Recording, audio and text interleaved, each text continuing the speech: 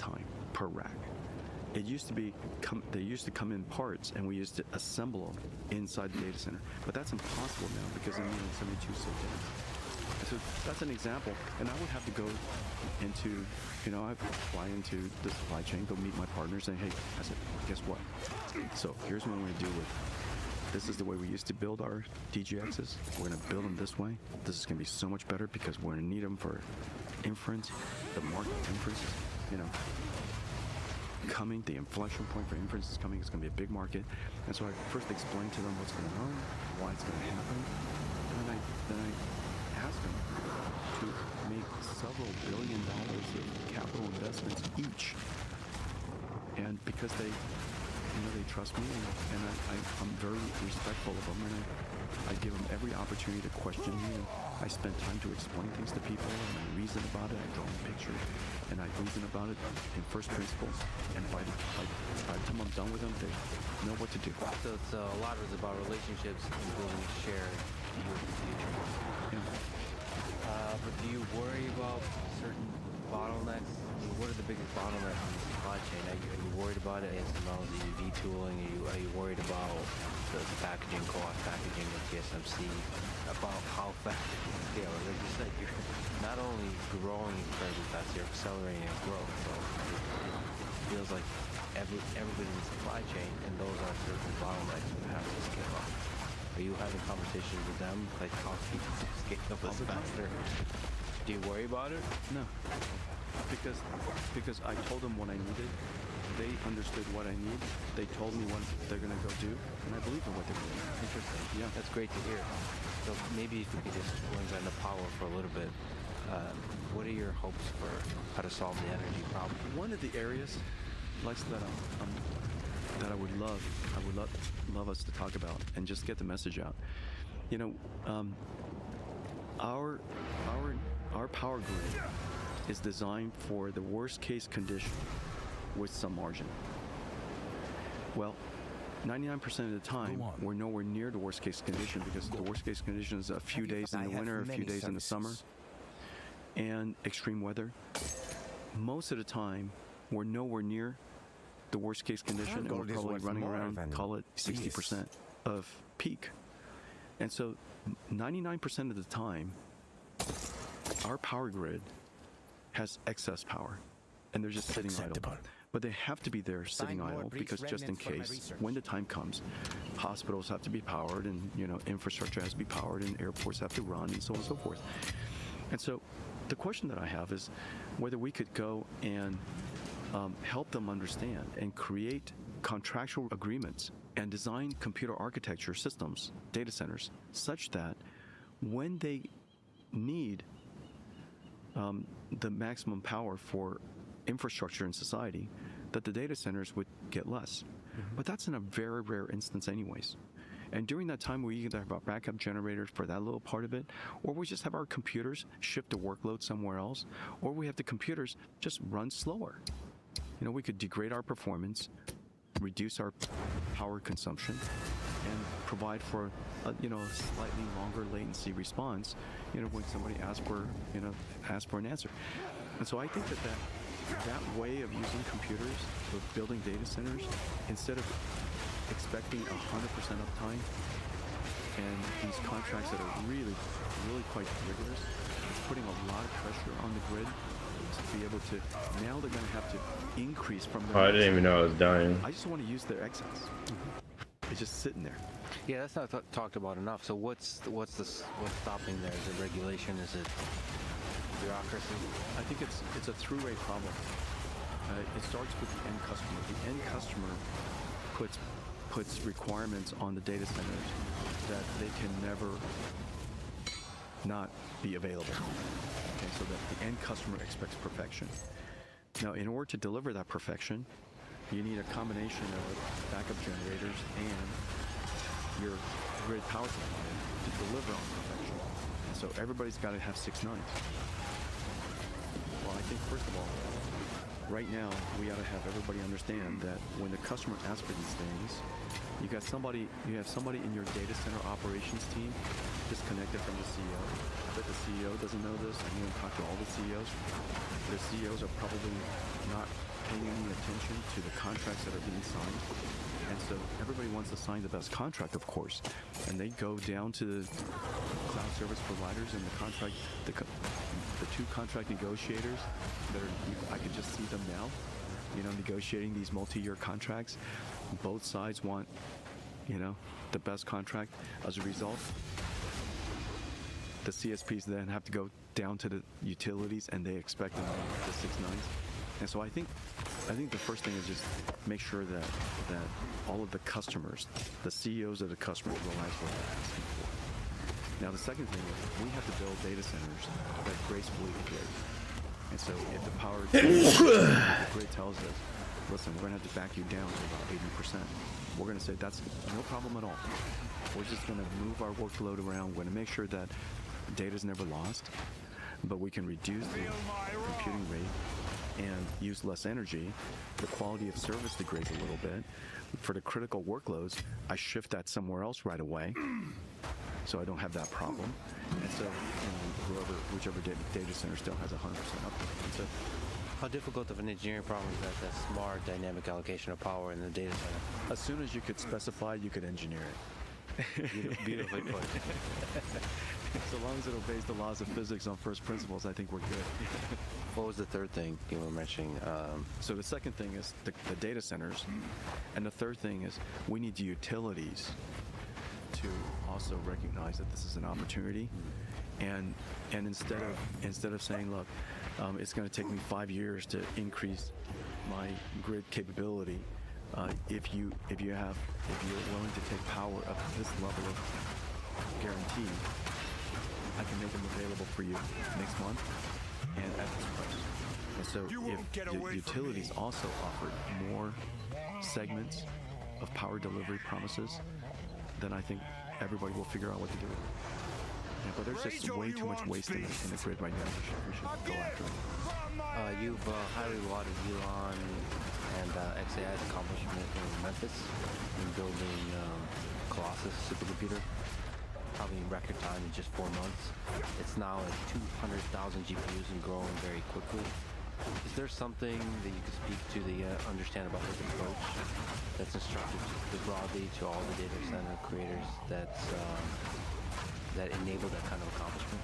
His approach to engineering, his approach to the whole management of construction. First of all, Elon is deep in so many different topics, yet he's also a really good systems thinker. And so he's able to think through multiple disciplines. And he obviously pushes things, questions everything, whether number one, is it necessary? Number two, does it have to be done this way? And number, does it have to take this long? And so he has the ability to question everything to the point where everything is down to its minimal amount that's necessary. You can't take anything else out. And yet the necessary capabilities of the product retains, and so he is as minimalist as you could possibly imagine, and he does it at a system scale. I also love the fact that he is represented. He is present at the point of action. He'll just go there. If there's a problem, he'll just go there and he'll show me the problem. When you do all of this in combination, you overcome a lot of previous, this is just the way we do it. What is it? I'm waiting for them. Hello. It's just everybody has a lot of excuses. And so Acceptable. and then the last thing is when you act personally with so much urgency, it causes everybody else to act with urgency. And every supplier has a lot of customers going on. Every supplier has a lot of projects Take our going on. gold and go. And he makes it his business that he's the top Cordoliani. priority of everybody else's projects, and so he does that by demonstrating. Yeah, I've been in a bunch of those meetings. It's fun to watch because really not enough people ask the question like, okay, so can this be done a lot faster and how? Why does it have to take this long? Yeah, right. And then that becomes an engineering question often. And yes, I think when you get the ground truth of actually, I remember one of the times I was hanging out with him, he literally is going through the entire process of how to plug in cables into a rack. He's was working with an engineer on the ground that's doing that task, and he's just trying to understand what does that process look like so it can be less error prone. And just building up that intuition from every single task involving putting together the data set, you start to immediately get a sense at the detailed scale and at the broad system scale of where the inefficiencies are, so you can make it more and more and more efficient. Plus you have the big hammer of being able to say, let's do it totally different, and remove all possible blockers. That's right. Is there parallels in the NVIDIA Extreme Systems co-design approach that you see in the way Elon approaches systems engineering? Well, first of all, co-design is a ultimate systems engineering problem, and so we approach the work that we do from that principle. The other thing that we do, and this is a philosophy that a thought, a state of mind, I guess, a method that I started 30 years ago, and it's called the speed of light. The speed of light is not just about the speed. The speed of light is my shorthand for what's the limit of what physics can do. And so everything that we do is compared against the speed. Memory speed, math speed, power, cost, time, effort, number of people, manufacturing cycle time. And when you think about latency versus throughput, when you think about cost versus throughput, cost versus capacity, all of these things you test against the speed of light to achieve all of these different constraints separately. And then when you consider it together, you know you have to make compromises, because a system that achieves extremely low latency versus a system that achieves very high throughput are architected fundamentally differently. But you want to know what's the speed of light of a system that achieves high throughput, what's the speed of light of a system that achieves low latency, and then when you think about the total system, you could make trade-offs. This was made by and so I force everybody to think about what the first principles, the limits, the physical limits for everything before we do anything, and we test everything against that. And so that's a good frame of mind. I don't love the other methods, which is continuous improvement. The problem with continuous improvement, first of all, you should engineer something from first principles at the speed, with the speed of light thinking, limited only by physical limits and physics limits. And after that, of course, you will improve it over time. But I don't like going into a problem when somebody says, hey, it takes 74 days to do this today, right now, and we could do it for you in 72 days. I'd rather strip it all back to zero. I said, first of all, explain to you about 74 days in the first place. And let's think about what's possible today. And if I were to build it completely from scratch, how long would it take? Oftentimes you'd be surprised, and it might come to 6 days. Now the rest of the 6 days to 74 could be very well reasoned, and compromises, and cost reductions, and all kinds of different things. But at least you know what they are. And then now that you know that 6 days is possible, then the conversation from 74 to 6 is surprisingly much more effective.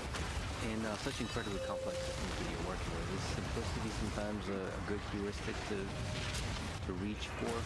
I mean, if I could just... the variable pod that you announced is just incredible.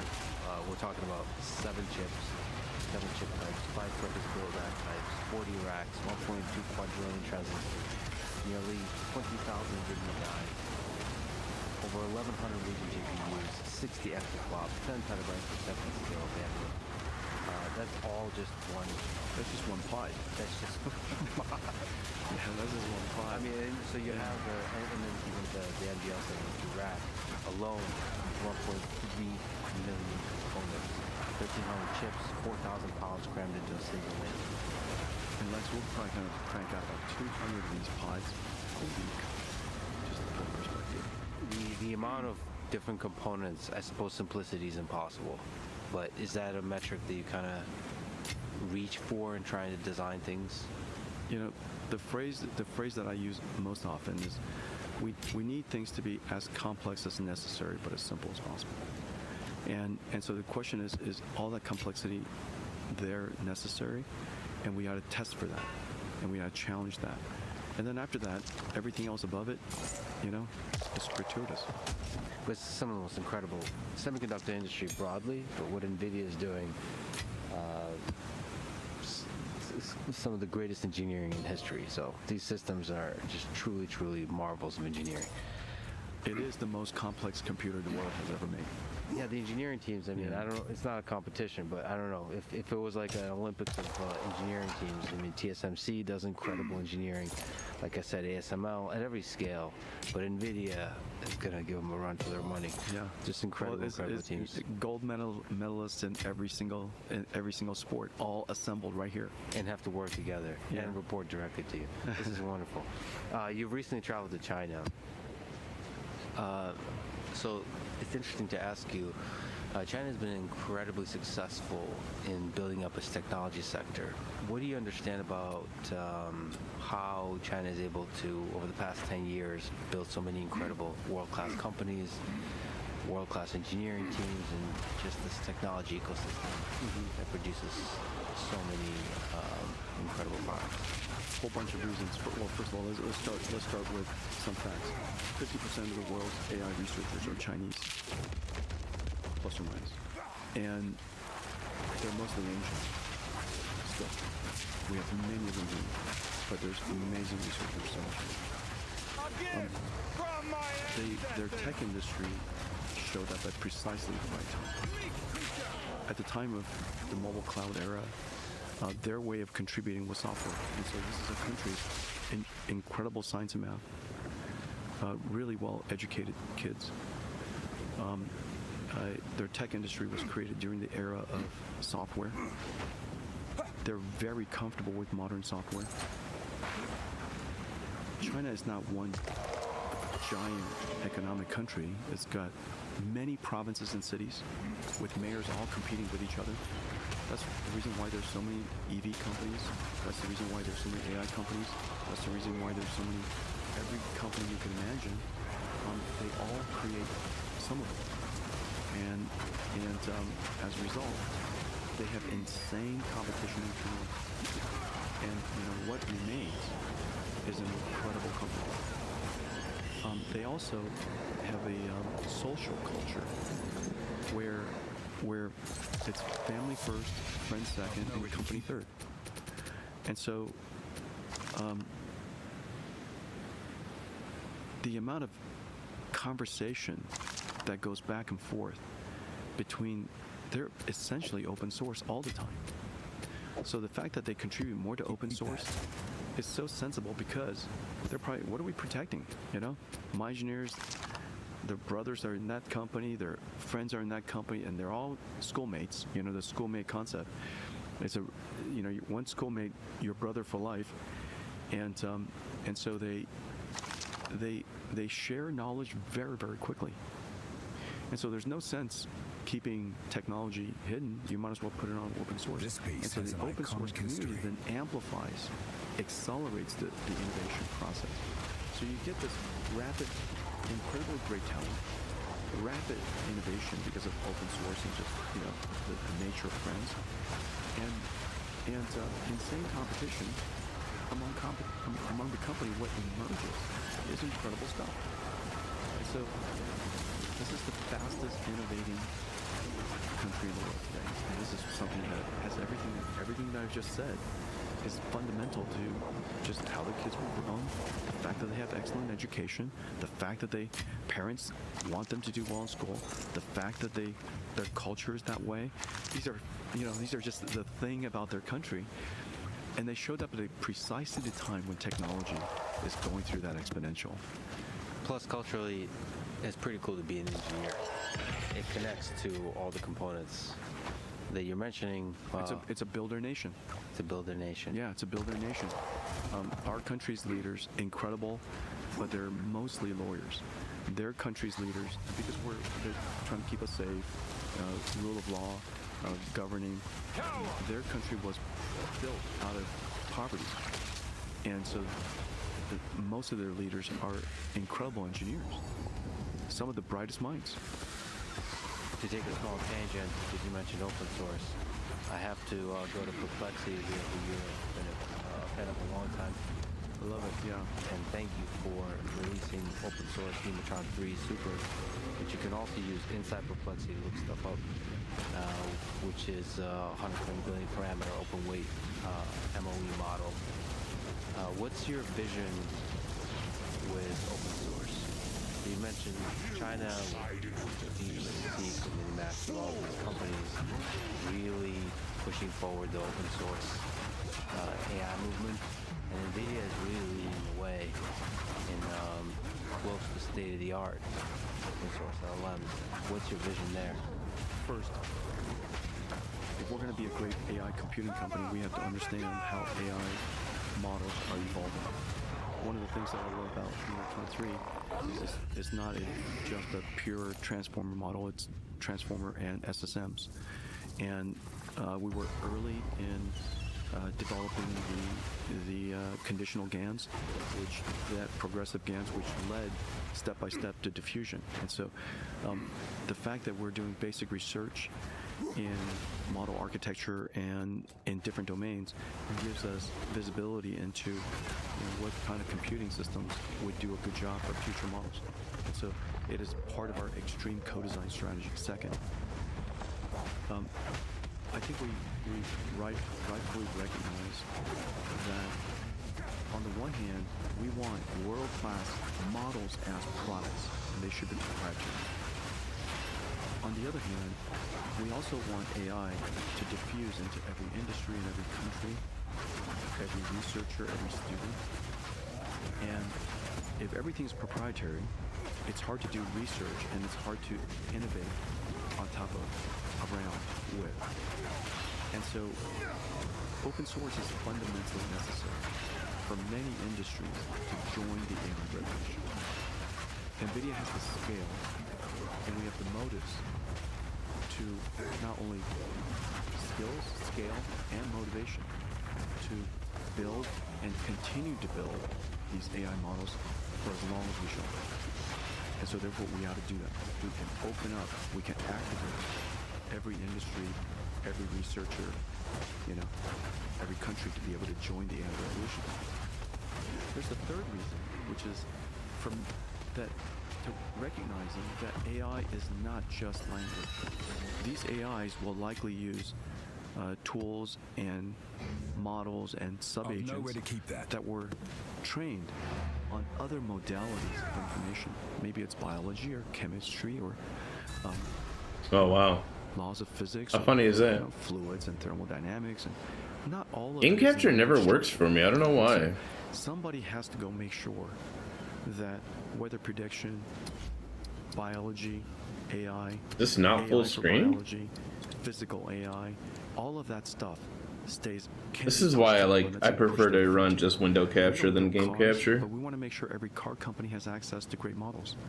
We don't discover drugs, but I want to make sure that Lilly has the world's best biology AI systems. So that we can go use it for display capture. I mean, I'd much rather that. These three fundamental reasons, both in recognizing that AI is not just language, that AI is really broad, that we want to engage everybody into the world of AI, and then also co-design of AI. Well, I have to say, once again, thank you Wait, what the fuck? for open sourcing, really, truly open sourcing Nematron 3. And yeah, I appreciate you for saying that. We open source the models, we open source the weights, we open source the data, we open source how we created it. Yeah, it's pretty amazing. It's really incredible. You're originally from Taiwan and have a close relationship with TSMC. So I have to ask, TSMC, I think, also is a legendary company in terms of the engineering teams, in terms of the incredible engineering work that they do.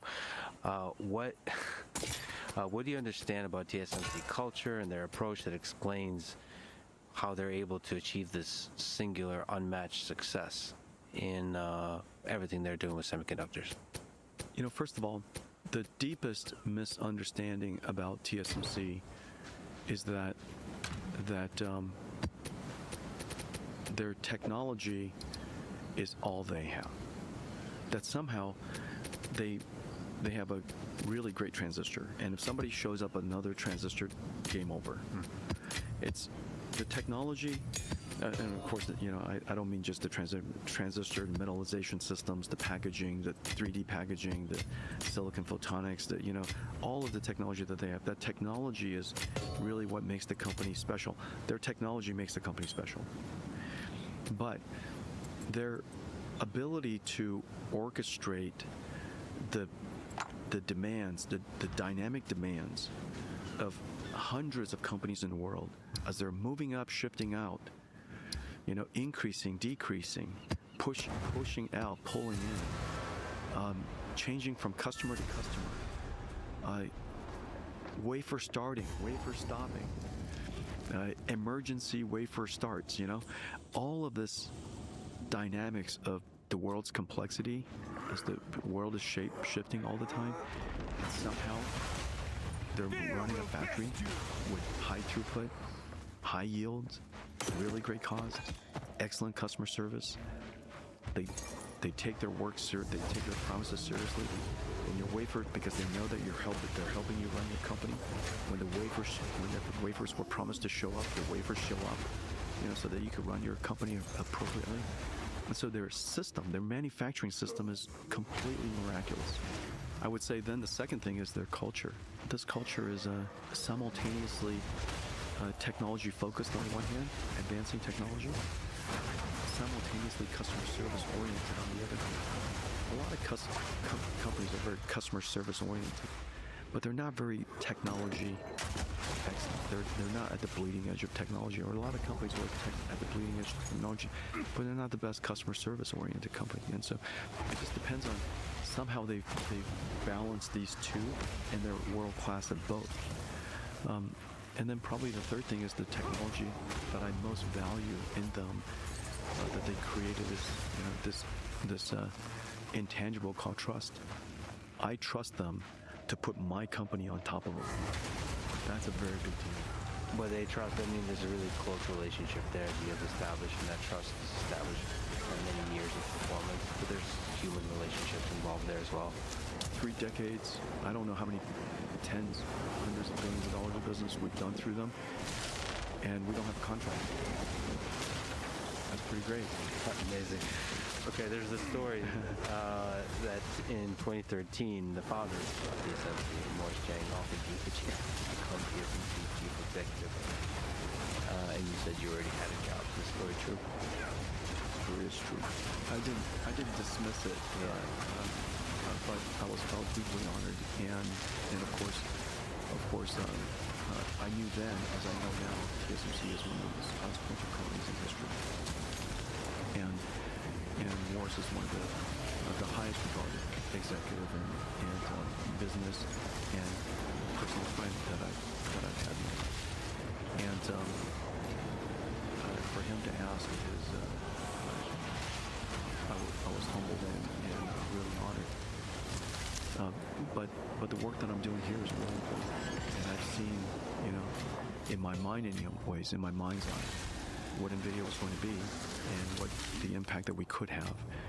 And it was really important work. And it's my responsibility, my sole responsibility to make this happen. And so I declined it, not because it wasn't an incredible offer. It's an unbelievable offer, but I simply couldn't take it. I think both NVIDIA and TSMC are two of the greatest companies in the history of human civilization. Running either one, I'm sure, is incredibly complicated and you have to truly be all in. Yeah. Everybody at every scale, not just at the CEO level, everybody is really, truly all in to accomplish this kind of complexity. So now I can help both companies. Exactly. So NVIDIA is now the most valuable company in the world. I have to ask, what is NVIDIA's biggest moat as the focus in the tech sector say? The edge you have that protects you from the competition. Our single most important property as a company is the install base of our computing power. Our single most important thing is the install base of CUDA. Now, the reason why 20 years ago, of course, there was no install base. But what makes, and if somebody came up with a CUDA or TUDA, it wouldn't make any difference at all. And the reason for that is because it's never been just about technology. Technology, of course, was incredible vision. But it's the fact that the company was dedicated to it, stuck with it, expanded its reach. It wasn't 3 people that made CUDA successful. It was 43,000 people that made CUDA successful. And the several million developers that believed in us, that trusted that we were going to continue to make CUDA 1, 2, 3, 13, that they decided to port and dedicate their software on top of it, their mountain of software on top of it. And so the install base is the #1 most important advantage. That install base, when you amplify it with the velocity of our execution at the scale that we're talking about, no company in history had ever built systems of this complexity, period. And then to build it once a year is impossible. And that velocity combined with the installed base. I'll be back, you guys. I gotta take a break. Now take a developer's mind. From the developer's perspective,